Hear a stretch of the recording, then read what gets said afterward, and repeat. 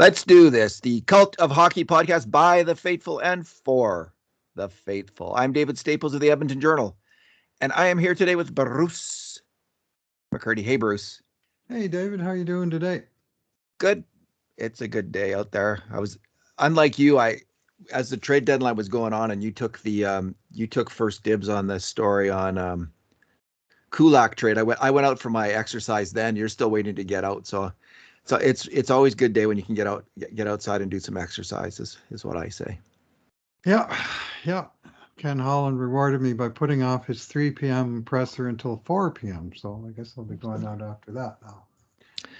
Oh, well.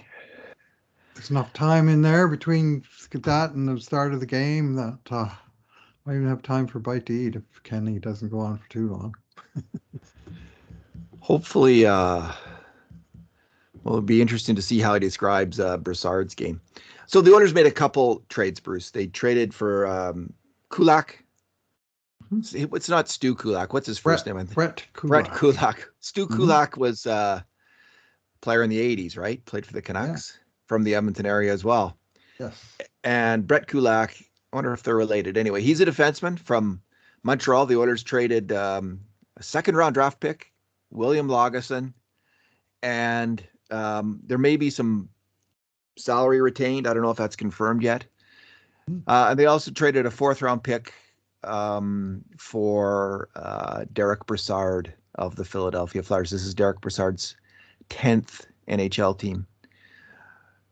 Bruce, we'll just straight ahead. What's your take on the first trade, on the Kulak trade? What do you like about it? What don't you like about it? Stu Kulak, I was right. He played for the Oilers briefly in 1986-87 and was traded as part of the Reijo Ruotsalainen deal. So Brett Kulak is from these parts. Some sources say he's from Stony Plain, some from Edmonton. He played minor hockey in St. Albert, which is relevant in the sense that at the end of the year when his contract expires as a local fellow coming home to play, he may be somewhat more inclined to sign with the team. But for now, the deal is for what he can bring for the rest of the 21-22 campaign. And what he brings is some stuff the Oilers need, like you look at their back end, and they've been running with all these young left shot defensemen, but they've kind of been faltering in this last little while. Chris Russell came on the last 2 games, and I thought he played pretty good. But I still think an experienced left shot D-man on the third pairing that has the potential even to play up the lineup a little bit is not a bad ad.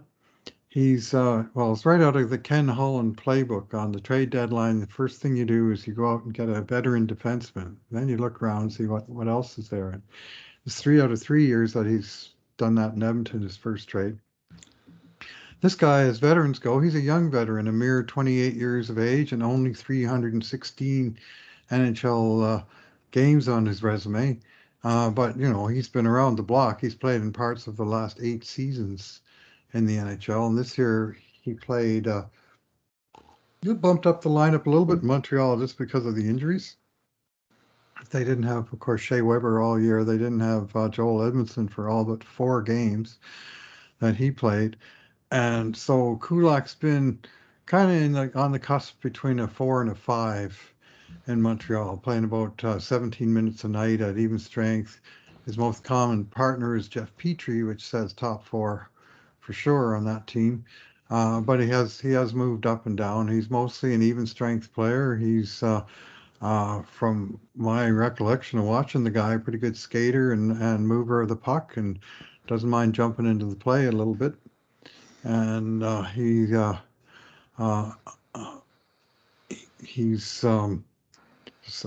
out of the Holland playbook, like I said, to bring a little bit more depth on the back end.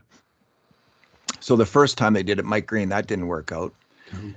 Second time, Dmitry Kulikov. The price was pretty low for Kulikov, a 4th-round pick. Yeah. Bruce, the first thought that went through my head when this happened was kind of a knee-jerk reaction, like, what the hell? A second-round pick for Kulak? He's the 3rd-pairing defenseman, essentially.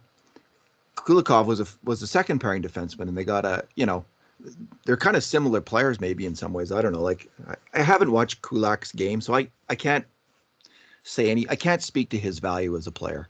I just don't know. Maybe, and he played in 13 Stanley Cup playoff games last spring. That's to his credit. That's if you're a terrible player and you're playing in 13 playoff games, that's going to have a detrimental impact on your team. They're just not going to use you, or they're not going to succeed. Montreal had some success last year with Kulak in the lineup, so that there's something there. But again, I haven't put in the hours and hours that I believe personally that it takes to fairly rate an NHL player. So I'm not going to speak to his value. I'm just noting that he, Edmondson and Weber went out. That's the reason he's seen as a second pairing defenseman this year in Montreal, is that there was some major injuries and he got bumped up the lineup. He's kind of like, fourth, fifth defenseman now. So he may be, I didn't know what to think of Cody Ceci. And Cody Ceci has turned out to be the Oilers' best defenseman, I think, so far this year. I think. That's my argument. Their best defenseman. And maybe Kulak will similarly surprise me and impress. And the other thing I like about this, Bruce, is the Oilers, I think they did need some more veteran depth in case of injury during the playoffs. We have seen Niemelainen, Lagesson, Russell, and Broberry in that third pairing role, and Slater Cuckoo this year. And it's been a little bit, I've really liked what I've seen from Broberry now and then, but other than that, and I've liked Russell in the last two games, and I think Chris Russell shouldn't be counted out, and he's going to compete with Kulak for playing time, just like he did with Kulikov. But it didn't work out great with these other players, and you never know when Keith is going to get hurt. You never know when Nurse is going to get hurt. They've both been hurt this year. You never know when any defenseman is going to get hurt. So I like the fact they're bringing in another player. I'm honestly really skeptical of the price they paid. And a second round draft pick, it's not, when you look at Brad McPherson's chart of draft pick value, a second round draft pick doesn't have major value in the big scheme of things on average in general, but every now and then it really does, right? Every now and then it's not Mitch Moroz and David Musil. Every now and then it's Ryan McLeod. And you can get something there that you're not going to get a little later in the draft. So in terms of the value, if the first overall pick in the draft, Bruce, has a value of 100 on average every year, that's how he rates his system, so you can comprehend what the value of the other picks are rated. Right. Okay. If you draft 20th overall, that value is 14 compared to 100. So it's 14. It's quite a bit less than 100. On seventh. A third, if you're drafting in the middle of the second round, which is where this pick for Kulak is likely to be, that's a third of that 20th overall pick's value. Its value is 4.5 or 4.4. Right. So the first overall pick again is valued at 100. This pick, the second round pick, doesn't seem a lot from first round pick to second round pick, but it's actually, in terms of its value, it's dramatically less valuable than the first overall pick. It's dramatically less valuable than a late first round pick, is the truth as well. So it's not, these picks in some ways can be overrated. But every time you have one of these picks, it's a chance. It also works out to one more opportunity to get a really good player. And I don't know if that's factored into, when you average it out, when you do an average of it, if that's factored in that you can actually get Duncan Keith or Shea Weber in the second round. That happens, right? It did happen. Now the fourth round pick for Derick Brassard, on the other hand, is a value of 1 point something. But again, the Oilers have taken Matt V. Petrov and Carter Savoy, I believe, in the fourth round in recent years. If Petrov was not taken later than that. Petrov went in the sixth round, and Savoy did go in the fourth. So Savoy went in the fourth, yeah. So sometimes, and we don't know if these players will turn out, they may not, right. But they're trending very well. And so is Tyler Tullio, right? Like he was taken in the fourth round, I believe. Fifth round, yeah. Fifth round. So I'm kind of, I wish it had been a lower price that they paid for Kulak. And I note, so it's hard to compare to other teams because every trade is intricate. They're often involving other pieces. But a second round pick. I guess the best direct comparison, Bruce, is Jeremy Lauzon, who went. Seattle traded him. I'm not sure who they traded, but they got a second back. Was that Boston or say who did they trade him to? Jeremy Lauzon was traded from Seattle for a second pick. There were second round picks involved in trades, for Marc-Andre Fleury. Mm-hmm. His starts out as a second pick and can go to a first if there's playoff success. Now that would have been worth a second round pick, I think, if you could have persuaded Fleury to come here under those circumstances. Josh Manson went to Colorado from Anaheim for a second round pick, and Drew Hellison, a prospect who was taken in the second round and seems to be holding that second round value, I'll suggest. I mean, just from his look at his stats. So 2 second round picks for Josh Manson. Would you rather, I don't know, I guess I have a better impression of Josh Manson, but again, I haven't watched him that closely this year either. I can't say. Maybe Josh Manson's games dropped enough where he's just that much. He's not much better of a player than Kulak. Like he's just one more second pick better than Kulak in terms of his acquisition cost and his value. Maybe that's fair. Yeah, injuries are concern with Josh Manson. With Manson in recent times. But yeah, it just seemed to me all the prices were fairly high in terms of draft picks, like right throughout this process. That there was surprisingly high. I mean, you could have got Justin Brown, for example, for a third round pick, but he's like 34, 35 years old now. That's frankly, I'm surprised that wasn't the way Holland went, but because that's really his MO, is to make a trade for a 35-year-old defenseman on the deadline. But yeah, the Oilers keep paying this price over and over and over again in trades. They're always dealing future draft picks. They're never getting any back. And so they're always dealing from a shortfall. The last time the Oilers had 7 picks in a draft, which has 7 rounds, was 2017. And they've been too short. I think each of the last 3 years they only had 5.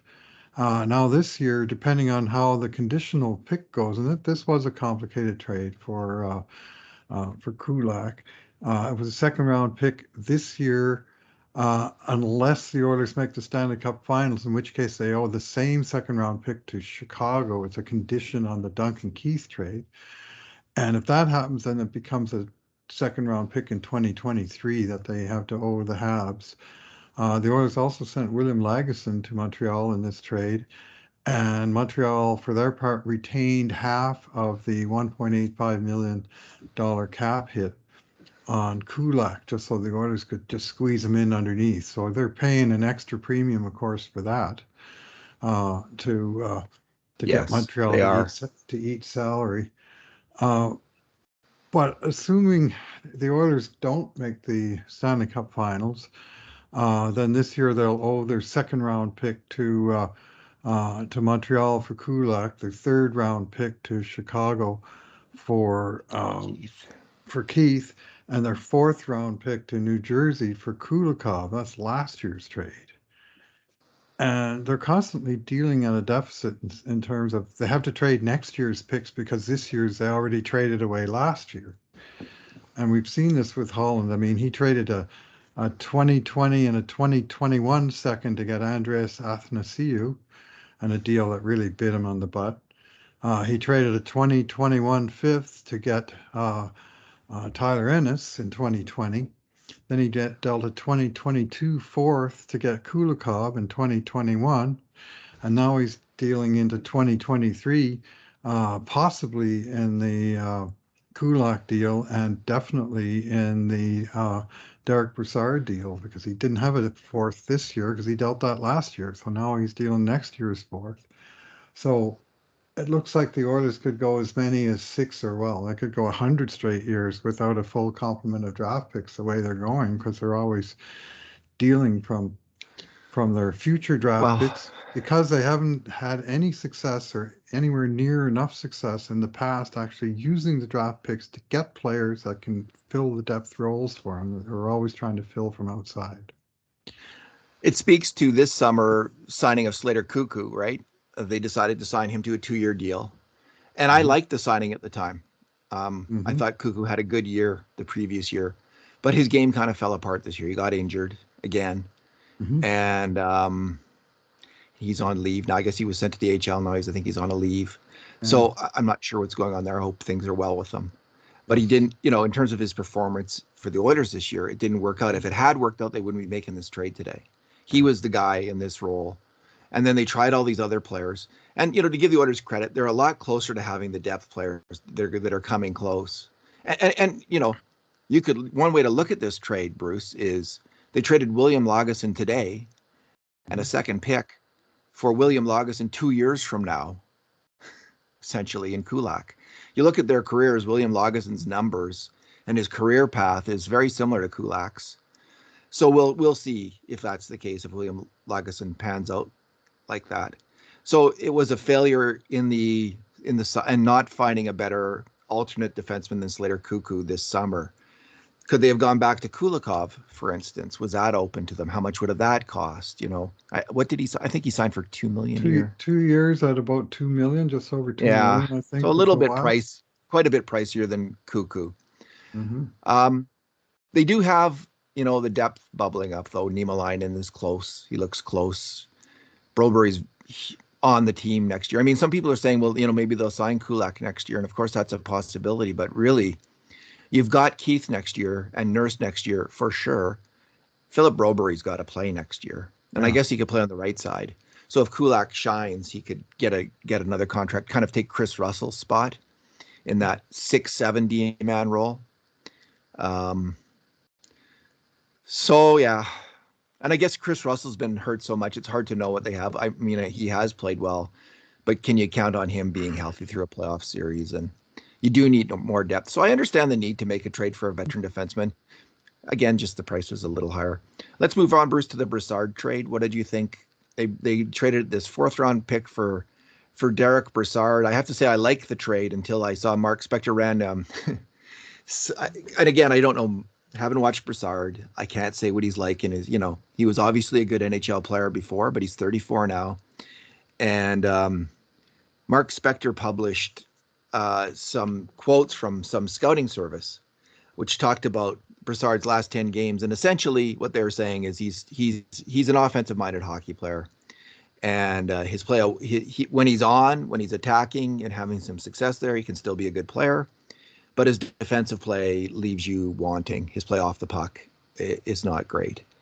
And it just reminded me, we just got rid of Kyle Turris. We don't need another center who can't cover the slot, the defensive slot. Brad Malone can, by the way. You have Brad Malone. I'm not exactly sure why they needed this player. They just got rid of Turris. He seems like the same player in a lot of ways. Maybe he's a bit better on the tack still than Turris was. But, they have Derek Ryan as a depth center. They got Ryan McLeod. So I'm not sure I get it, but it's not that high a price. So I don't have any hair to lose, but I'm not losing any more of the hair that I don't have. Well, on the bright side, the Oilers didn't trade Mika Zibanejad in a 2nd-round pick for him the way Ottawa did in 2016, one of the worst trades of the 21st century. So there's that. They were in on a few, Ottawa was. Yeah. I don't know what they were thinking that day. Anyway, he has played, the Oilers will be his 10th NHL team. He's wanted, Bruce. He is very wanted. Yeah, he's a highly desirable commodity, obviously, or else he wears out his welcome quickly. And he's gone from 309 games with Columbus, his first team, to 254 with New York, his second, to 139 with Ottawa, his third, to 54, 20, 10, 66, 53, 31 with his last 6 NHL teams. He didn't last so much as a full season in any one of those places. So I'm not sure what that tells us, other than obviously people want him. He does things that they like, and maybe when they see him up close and personal, they find out they don't like him all that much, and on he goes to the next. Well, if centers who don't cover the defensive slot quickly wear out their welcome. That's what I find. And so if that's his game, this is a mistake. You can't have that in the playoffs, and this has been plaguing the Oilers forever. So you can make an argument, Bruce, that the signing of Kyle Turris cost Dave Tippett his job as much as anything. Not filling that key role at third line center was such a key acquisition, and having that gaping hole there last year and somewhat solved this year, but all last year and the start of this year, big problem for Dave Tippett, along with the goaltending, of course. But anyway, Brassard isn't being asked to be the third line center. He's being asked to be a fourth line role player. Presumably. I think. Yeah, I mean, we'll see. I mean, if Nuge is not back, we'll see where Brassard stacks up in the lineup tomorrow night versus Devon Shore and Ryan McLeod. But we'll see. I mean, I read some reports that he's a strong defensive player, in fact, a defense first player, and yet I look at his stats and he's got 200 goals, 519 points over 936 NHL games. That's pretty decent production, and he's even still scoring a half a point a game this year. Yeah. Age 34 in Philly, 16 points in 31 games. And not quite sure why he's only played that number of games, but and a plus player in Philly this year, which is no mean feat. Of course, that's always subject to a certain amount of randomness, but he's decent on the face-off dot. He's been over 50% the last few years, 51.3 this year, but at least holds his own on left shot. Centerman, not a big player, not a particularly tough player. He's got 10 penalty minutes this year. 6'1", 202, so I guess average in size. Certainly uber experienced. And now the Oilers have him and Derick Ryan, who also was originally brought in for that position, even as Ryan had switched over to the right side. So more experience, fewer draft choices. It's another deadline day for Ken Holland. There's lots of examples of Oilers centers brought in who haven't worked out in recent years. Forever. Eric Belanger, Ryan Spooner, Boyd Gordon, Kyle Turris, Will Acton, Jared Smithson, Kyle Brodziak, Colin Fraser, David DeHarnay. Maybe DeHarnay worked out if you want to put a lot of weight on that one overtime goal. But one of them who did, Bruce, was Derek Roy, who I thought was good in his short time here. And maybe Brassard will be kind of like that. Now, Roy was used up the lineup because the Oilers were so weak at that time at center. But he had some wheels and he still had some game. Maybe Brassard will be like that. So I'm hoping that, I think that would be the best possible outcome, that he's kind of like a Derek Roy kind of player. And maybe he will be. So again, not having done the work to fully assess this player, I'm going to try not to be too negative, and certainly I'm not going to be too positive, but just kind of, We'll see what happens next. When it wasn't a terrible price, even if this one doesn't pan out, that's, I wish it would be a 5th round pick or a 6th round pick, but there's not a whole lot of difference between a 4th, 5th, and 6th round pick in terms of their value. It's just minimal. So, yeah. Well, the other one that I would argue was a success in the position was Ryan Strome. Of course, Shirley gave him away for Ryan Spooner in one of the worst Oilers trades of the 21st century. Yep. But that was Strome was in the minority of 3 Cs that could actually hold their own on this team. Anyway, as you say, Brassard's probably more expected to be a 4C, or will be once Nuge gets back, unless they decide they've got such depth at center now they can afford to stack Leon and Connor back together. But I don't think we'll be seeing that as an ongoing thing anymore. But I think Woodcroft's got a good handle on that, put them together in special occasions and have them driving separate lines most of the time. Bruce, is it fair to say, let's admit, I'm going to admit, I don't know much about these players, but at the same time, it feels, both of these trades at this moment today feel like a bit of an overpay to me in both cases. And it combines, adds with a feeling like we've now had 2 GMs in a row who kind of consistently overpay a little bit on trades. And in Shirelli and Holland, and we can go back further, maybe you'd have to look at that more closely, but it really felt like Shirelli and did that constantly. And now it's feeling like Holland does that. So I'm just wondering, is that just BS that every fan base feels like it's critical of its GM and judges its GM too harshly? Or is this in fact a trend in Edmonton? Is this real? And I don't know if you can answer that. I don't have an answer for that because it could be either, but that's how it feels like to me. Does it feel like that to you? Well, it would feel better if we had a little more track record of trading for a guy who comes in and actually helps. I mean, Athanasiou and Green and Ennis didn't make much difference in 2020. And Kulikov, who I actually liked that trade, and I still would defend that trade for a fourth, for a top four D-man, but he wound up getting healthy scratched in the elimination game of the playoffs, so something went sideways. And of course, the Oilers have had very little playoff success uh, uh, to pin to their resume in the last 15 years, really. I mean, David Desharnais scored a big goal in the only series Edmonton has won since 2006. So maybe you can say that trade was a win just for that. But it was, it's there. I mean, you look around the league and you see all these powerhouse teams bringing in like real uh, fine players, the top names on the list who were available going to Florida, Colorado, Tampa Bay, New York Rangers, all the teams up. Did Edmonton improve their team today as much as any of the teams that they're chasing? Not sure that they did. I mean, maybe Yeah. Vegas that didn't do anything, sure. But the gulf between where the Oilers are in the standings and where the very top contenders are seems larger than ever to me at this moment. I guess that's a good point you make. Like, if there was countervailing trades that they clearly won, and Shirley did have that in his back pocket for a while, right?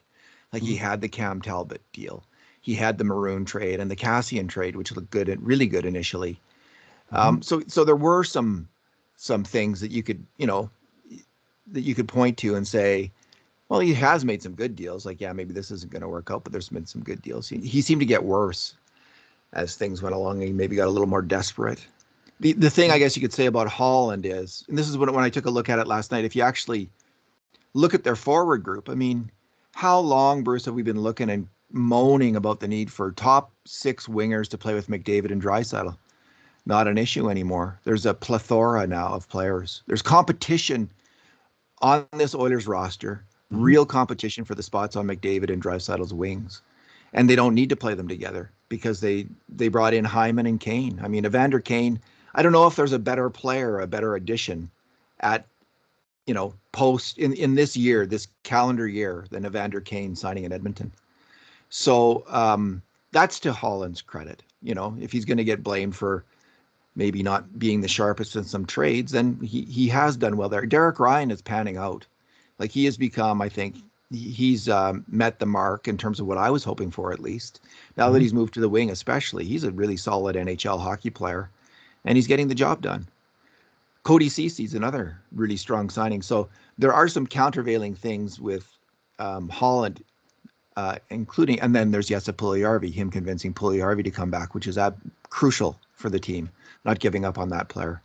So there's that countervails against some of the trade stuff that's gone on, and it is a reason that the Oilers, although not making great trades, they've got a fantastic group of NHL forwards. If you ask me, I really like this group of players. Now the elephant in the room is they didn't get a goalie. Yeah, they did not get a goalie, and there was not. I mean, Marc-Andre Fleury moved along to Minnesota, Yeah. and they moved along their backup goalie, Finnish guy, to Kakkonen. Kakkonen to San Jose. And the other goalie of note who moved today was Harri Sateri, the Olympic gold medalist from Finland, who was signed yesterday by Toronto, waived through the NHL in the hopes of activating them onto their roster, who was claimed by Arizona Coyotes in a hostile GM move of the sort we don't expect to see here in Edmonton, but Arizona did it.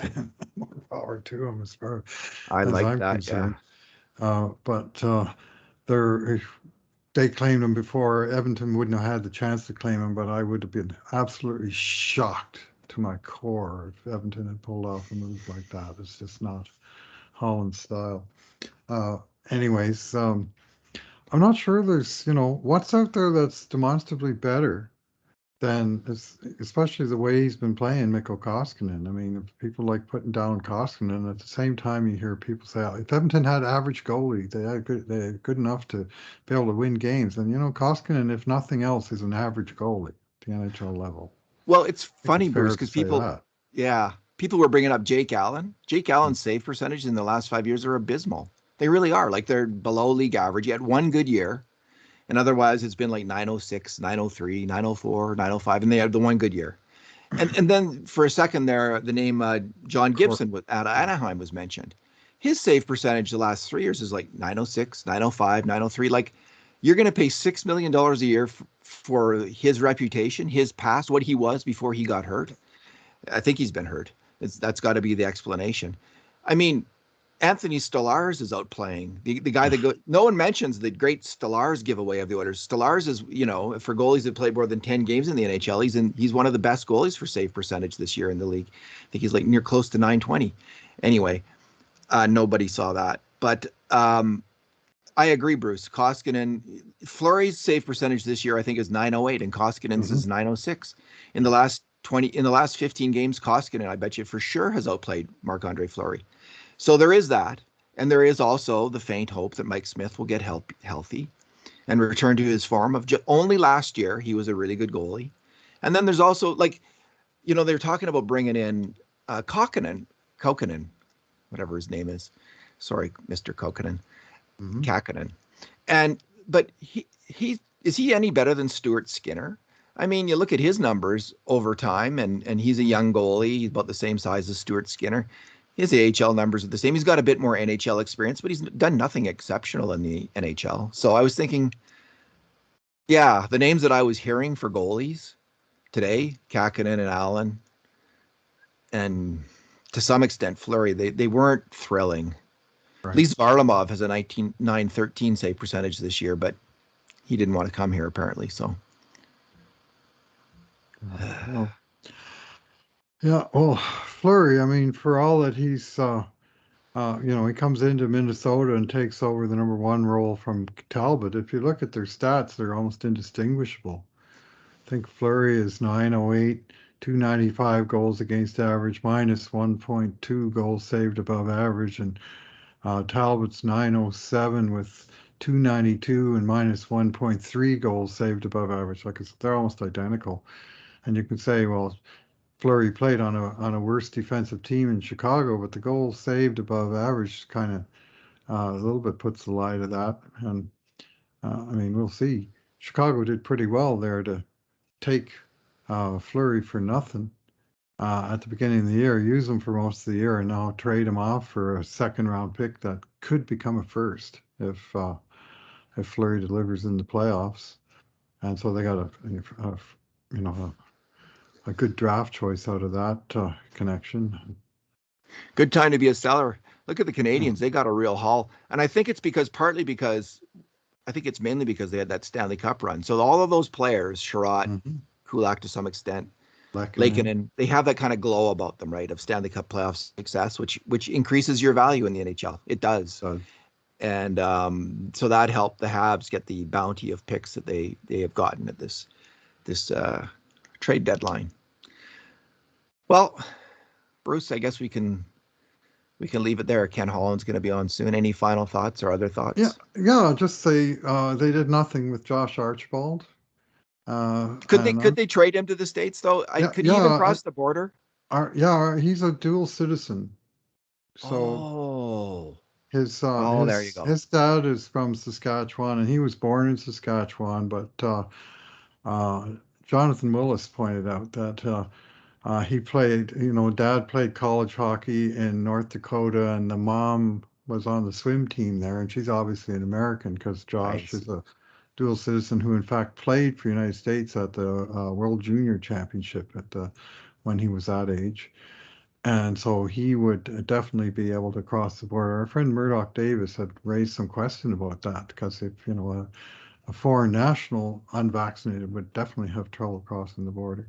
But that to me, that was an opportunity for the Oilers to get back a draft choice. They're always trading them away. Let's get some draft choices coming back here, that we're not going into the draft with 4 picks and 1 pick in the top 100 like it's going to happen this year.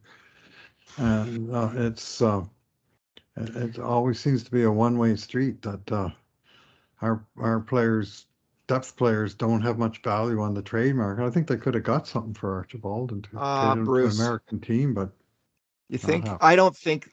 You know I what? don't know about top 100. I'll have to say that. No, But it's they not could have that. got a pick. I don't know if he's tradable. I think that his vaccination status may have rendered him untradeable. Because this year, you're thinking, the States, maybe for just as a rental, you could have got something for him just for the rest of the season. Maybe you're right. But if you're thinking about He's the a player UFA long term, at the end of it. the vaccination rules may not change for cross-border status. I suspect they won't in terms of being vaccinated. That's going to be that's going to have a lot of traction for sticking around. A lot of countries insist on vaccination before you enter them. I could see it for COVID being the case going forward. So, but you're right. Maybe just as a rental, they could have got something for him this year. That might have happened. But if they're thinking of Josh Archibald in years to cut, like next year, the year after, but fair enough. They were probably just, a team could have got him as a rental. He would be a useful rental player for an American team. As good as Andrew Cogliano, I think, at this point. Well, tonight he's not available to the Oilers, so they're going to have to alter their lineup.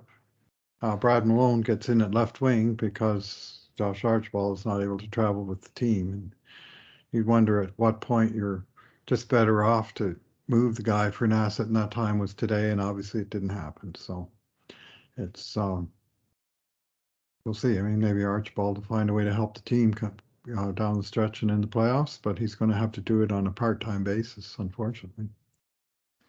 Indeed. Bruce, thanks for talking. Great. Thanks for listening, everybody. And in the meantime, and in between times, this has been another edition of the Cult of Hockey podcast.